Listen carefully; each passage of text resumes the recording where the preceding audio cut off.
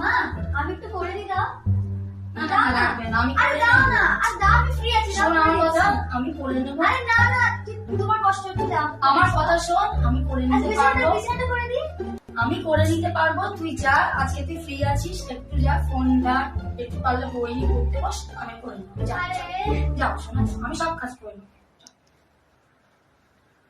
কিরে রাই, কি করছিস? এই তো ফোন দেখছি।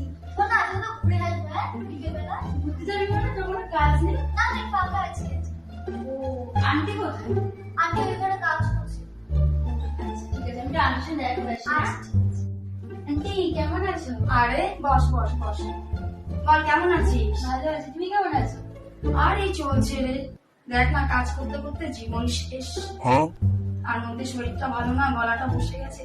কি আর করবো রে, কাজ করার মতো তো আর কেউ নেই। রায়া তোমার হাতে তো কোনো কাজ করে দেয় না?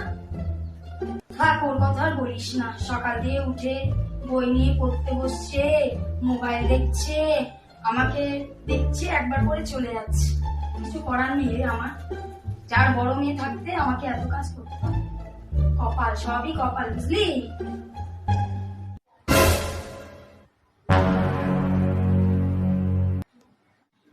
কি রে রাই, তুই আন্টির হাতে কোনো কাজই করে দিস না? আরে কি হয়েছে? আরে দেখ না, আন্টি সকাল থেকে কত কাজ করে আর ও শুধু বসে বসে মোবাইল ঘাটে। আন্টি একটাও কাজ করে দেয় না। ঠিক আছে, চল তো আমরা যাই, আমরা আসছি রে।